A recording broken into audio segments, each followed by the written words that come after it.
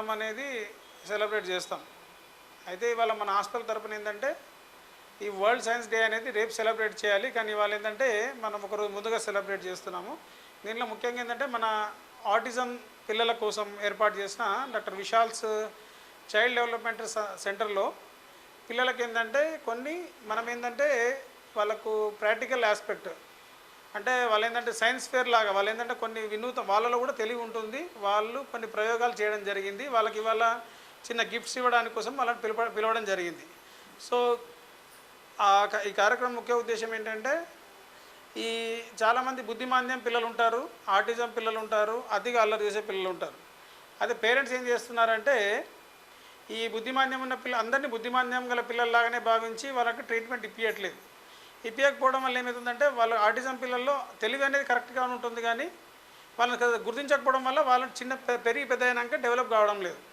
So మనం ఏం చేస్తున్నామంటే ఇవాళ ఆటిజం పిల్లలకి ఏంటంటే ADHD అతి అల్లరి పిల్లలకి ఏంటంటే మనం కొన్ని కాంపిటీషన్స్ నిర్వహించడం జరిగింది.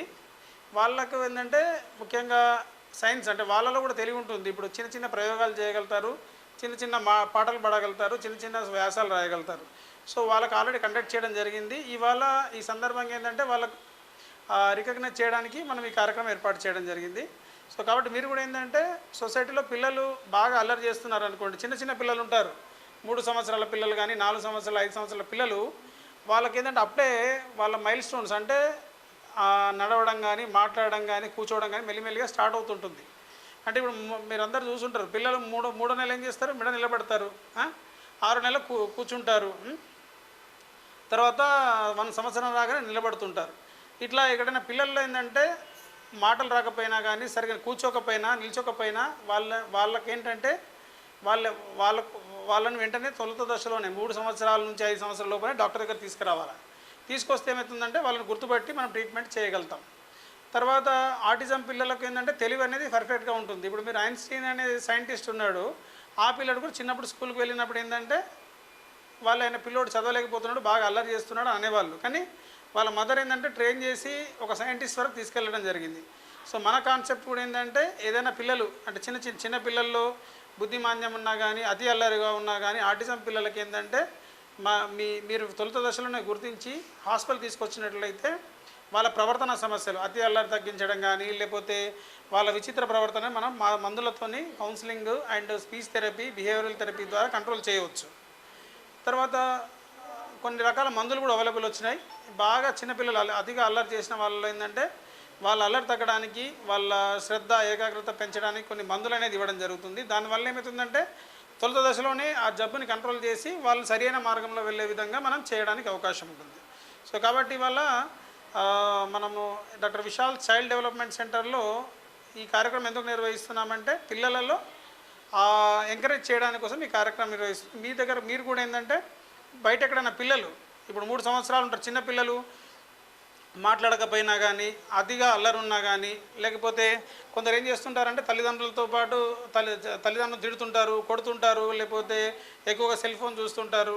అలాంటి పిల్లలకి రాత్రి సరిగా నిద్రపోరు, పక్కలో మూత్రం పోసుకుంటుంటారు, సరిగా అన్నం తినరు, తెలివితేటలు సరిగా ఉండవు. అలాంటి పిల్లలకి ఏంటంటే మన సెంటర్ ద్వారా ఏంటంటే వాళ్ళకి IQ టెస్ట్ చేసి వాళ్ళకి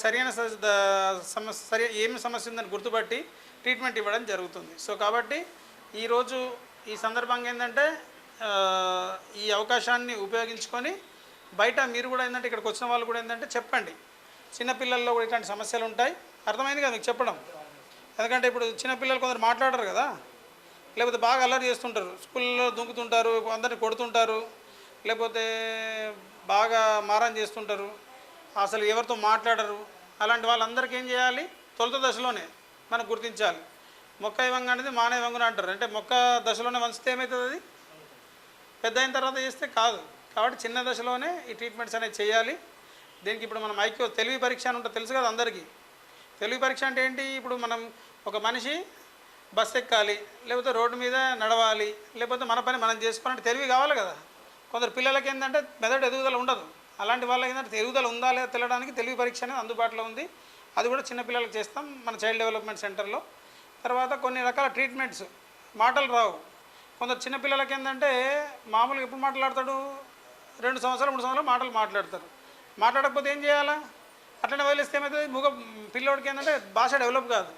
మనము పాతకాలంలో ఏంటంటే అమ్మమ్మ తాతయ్య అందరు ఉండేవాళ్ళు, మాటలు చెప్పేవాళ్ళు, పిల్లలకు మాటలు వచ్చేవి. కానీ ఇప్పుడు ఏంటంటే ఏం చేస్తున్నారు, సెల్ ఫోన్ పట్టుకొని కూర్చుంటున్నారు. సెల్ ఫోన్ పట్టుకొని కూర్చుంటే ఏమవుతుంది, మన పక్కన వ్యక్తితో పక్కన వ్యక్తితో మాట్లాడితే మనకు భాష డెవలప్ అవుతుంది, మాటలు వస్తాయి. నువ్వు సెల్ ఫోన్ ఇట్లనే చూసుకుంటూ కూర్చుంటే పిల్లలు ఏమవుతుంది, మాటలు రావు. మాటలు రాకపోతే ఏమవుతుంది, వాడు పెద్ద అయినాక ఇబ్బంది అవుతుంది. సో కాబట్టి దయచేసి ఏంటంటే ఇప్పుడు మీరు ఎక్కడైనా చిన్నపిల్లలు మాట్లాడకపోయినా కానీ, సరే కూర్చోకపోయినా కానీ, మెడ నిలబడలేదు అంటారు చాలామంది పిల్లలు, అట్లాంటి వాళ్ళకి కానీ, తర్వాత కొందరు పిల్లలకి ఏంటంటే అంటే స్కూల్లో సరే చదవలేరు, స్కూల్కి పోతారు కానీ ఏంటంటే వాడు ఆ ఏబిసిడీలు నేర్పినా వాడికి నేర్చుకోలేడు. అలాంటి పిల్లలకి ఏం చేయాలి, మనం తొలుత దశలో తీసుకొస్తే వాళ్ళకి ఏంటంటే స్పెషల్ ఎడ్యుకేషన్ అనే ట్రీట్మెంట్ ద్వారా వాళ్ళకు చేస్తాం.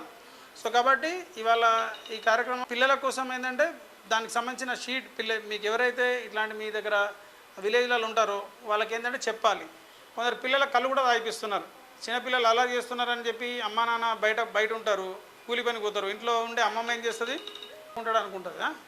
అట్లా చేయొద్దు, కళ్ళు పోయొద్దు. తర్వాత ఇంకోటి ఏంటంటే పిల్లలు బలపాలు తింటుంటారు, మట్టి తింటుంటారు, అట్లాంటి వాటికి కూడా నెగ్లెక్ట్ చేయకుండా పిల్లల్ని తీసుకురావాలి. తర్వాత కొందరు ఏం చేస్తుంటారంటే పెద్దవాళ్ళని తిడుతుంటారు, కొడుతుంటారు, బయట అల్లరి చేస్తుంటారు. అలాంటి వాళ్ళకు కూడా ఇప్పుడు ఇక్కడ కౌన్సిలింగ్ ట్రీట్మెంట్తో పాటు స్పెషల్ ఎడ్యుకేషన్ ట్రీట్మెంట్ కూడా ఇవ్వడం జరిగింది. తర్వాత చిన్న ఎర్లీ ఇంటర్వెన్షన్, మనం 3 సంవత్సరాల పిల్లోడు కదా, 2 సంవత్సరాల పిల్లోడు కదా అని లేట్ చేస్తే ఏమవుతుంది, ఆ జబ్బు అనేది కుదురుతుంది.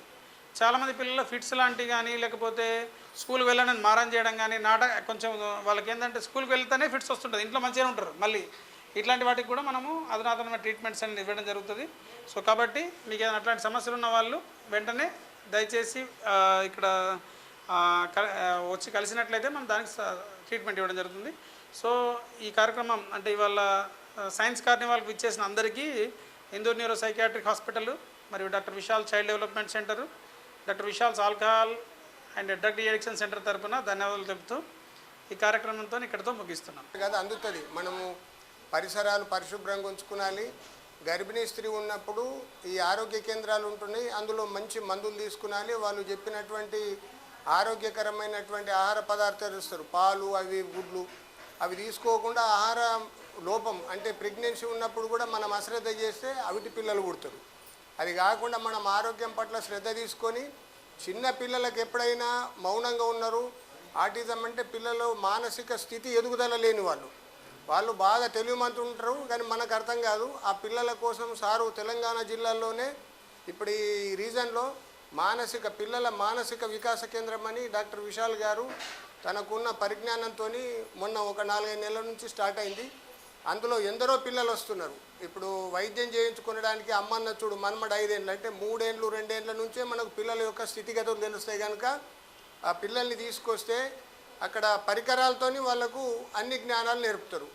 మౌనంగా ఉంటే అట్లనే ఉండిపోతాడు. మా మన్మడు కూడా ఉన్నాడు, వాడికి కూడా హైదరాబాద్లో చదువుకుంటున్నాడు, చాలా తెలివైన పిల్లవాడు. అటువంటి వీటిని శ్రద్ధ తీసుకొని సారు తన స్వయం ప్రతిపత్తితో పిల్లలకు అక్కడ కోచింగ్ వాళ్ళు ఉంటారు, టీచర్లను వాళ్ళని పెట్టిండు, డాక్టర్స్ వస్తారు హైదరాబాద్ నుంచి.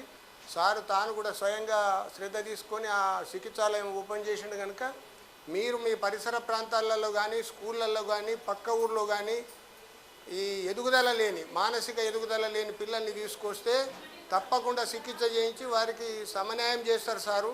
విశాలమైన హృదయంతో, అంత పెద్ద ఆలోచనతో, అది బాగా రిస్క్తో కూడుకున్నది. ఈ జిల్లాలలో ఎక్కడ లేదు, అది ఖర్చుతో కూడుకున్నది. కానీ తను అట్లేం లేదు, ఆలోచించేది ఆరోగ్యం మహాభాగ్యం, ప్రజాసేవే తన భాగ్యం అని చెప్పి అనే ఉద్దేశంతో పెట్టిండు. కనుక దాన్ని మనం సద్వినియోగం చేసుకొని మన పిల్లలు ఎక్కడైనా ఎదుగుదల లేని పిల్లలుంటే, మానసికంగా ఎదుగుదల లేని పిల్లల్ని అవిటి పిల్లలు అంటారు.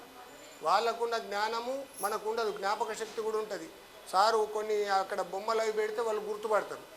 అందు గురించి ఆ శిక్షణా కేంద్రం బాగా నడుస్తుంది. మీరు ఏ పిల్లలైనా తీసుకొచ్చినా తనకు వీలైనంత సహకరించి ఆ పిల్లల్ని బాగు చేసే బాధ్యత సారు తీసుకున్నాడు. కనుక అయ్యో అక్కడికి పోతే ఎన్ని లక్షలు అవుతాయి కాదు, ఆరోగ్యం మహాభాగ్యం. పేద పిల్లలకు కూడా తన వంతు సాయం చేస్తున్నాడు. కనుక ఈ చక్కటి అవకాశాన్ని మీరు వాడుకొని ఆరోగ్యాన్ని కాపాడుకొని మన జిల్లాకు మంచి ఆరోగ్య స్థాయిలో అంటే రోగాలు లేనిది మనం ఆరోగ్యవంతులమని నిరూపించుకోవాలంటే సారు చేసినటువంటి సేవలు విలువైనవి. కనుక వాటిని వాడుకొని మనము మన జిల్లాను అగ్రస్థానంలో ఉంచుతారని భావిస్తూ ఈ అవకాశం ఇచ్చిన వైద్యుల వారికి, వాళ్ళ విశాల్ ట్రస్ట్ వాళ్ళందరికీ మా యొక్క కృతజ్ఞతలు.